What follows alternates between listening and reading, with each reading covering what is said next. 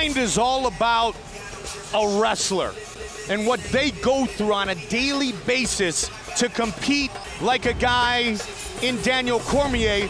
Daniel Cormier is very special. He's one of those unusual characters who grows when he steps into a fighting arena. Roy Jones Jr. used to do it as a boxer. John Jones does it. It's impossible to measure the type of mental strength and determination that's required to be an elite wrestler. He has been an elite competitor for well over a decade. For San Jose resident Daniel Cormier, his UFC journey began just down the road from his house. But for this former Olympian and collegiate All-American, sky-high expectations are nothing new. I was on the Olympic wrestling team in 2004 and 2008. I was top 5 in the world 4 times. I got a bronze medal at the World Championships in 2007. I knew how to compete, but I didn't know how to fight. Obviously, I didn't know how to punch, didn't know how to kick, had no idea what jiu-jitsu was, and I've learned it all. I've learned it all in this gym. You know, I owe everything I do in that cage and my fights to, you know, people at the American Kickboxing Academy. The reason I chose to train at AKA was because of the like-mindedness of all of the guys. I love that Cain trained so hard as a heavyweight. These guys look like they know what it takes to be the best. My very first fight, the guy was a wrestler and he was getting tired, so he shot on me. He lands an overhand right, and it's Frazier going for the first takedown. Now Cormier, top position on Frazier. I somehow got my hooks in on him from behind and just started punching him on the side of the head. And Frazier right now looks like the proverbial fish out of water. The referee stops the fight. The referee pulled me off of him and I just started celebrating. What's up? Your hand is about to be up in your professional MMA debut. It was the most amazing feeling in the world. Was that exciting or what? My second fight, I don't even remember hitting the guy. We got into like a situation where we were just swinging punches, and I remember just kind of doing this deal, and I swung, and all of a sudden when I tried to throw a follow-up punch, he was gone. Boom, I didn't feel nothing, I didn't hear nothing, he just was gone. At one point in 2010, I fought 3 times in a month. And now he's dropping the lefts and the rights. Daniel Cormier. I got through it, and it really did help me in terms of my improvement and everything else. Bring it on, come on. I realized that I was starting to get to the elite level when I beat Jeff Munson. Daniel Cormier, very relaxed, left hook, right hand. Ooh, nice, beautiful shot. He had fought 60 times, and I had like 7 fights. Oh, another left hook, and that staggers Monson. Oh, straight right hand again. What a performance by Daniel Cormier.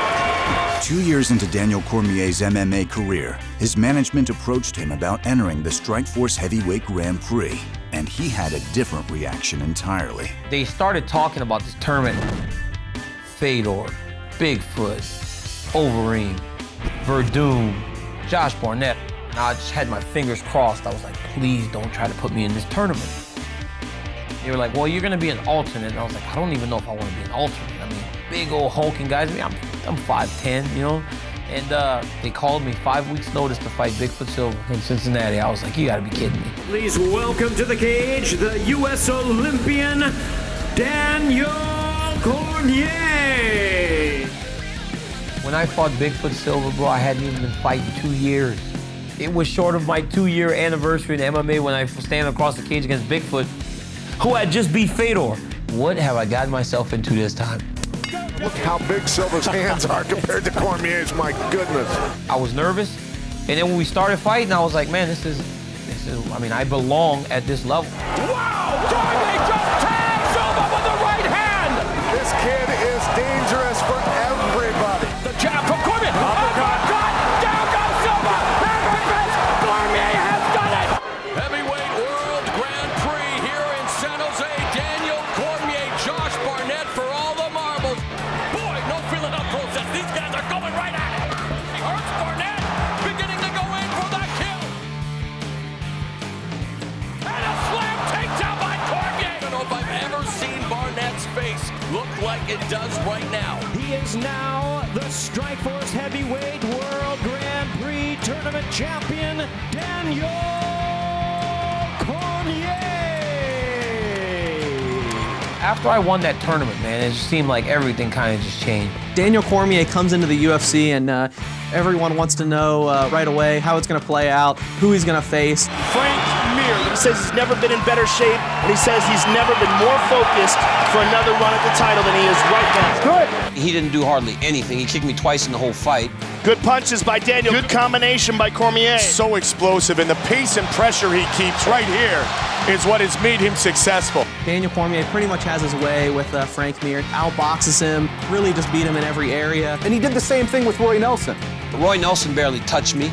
Swing and a miss. And he can do that basically to anybody he wants. Nice knee to the body. And the big right hand. Oh, left hand. And a nice combination. Nice front kick. Daniel Cormier had taken himself to basically #2 status in the heavyweight division.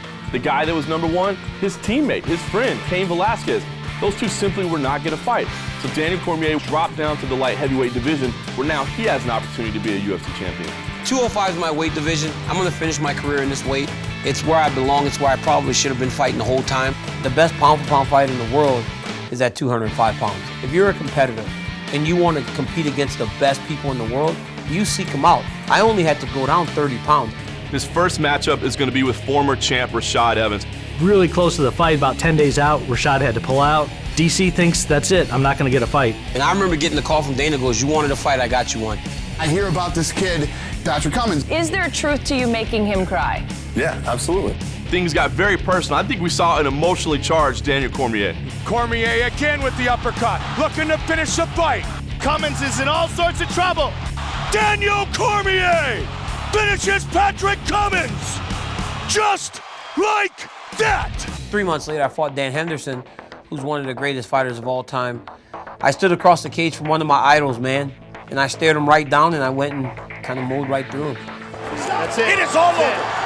Daniel Cormier, winner by submission. I needed to make a statement against a guy with a name, and I felt like I did that. John Jones, you can't run away from me forever. I'm the kid at the wrestling tournament that is always in your bracket. John Jones is the guy I need to compete against. They called me one morning, Lorenzo, DC, do you want to be the champion? I go, I damn sure want to try it.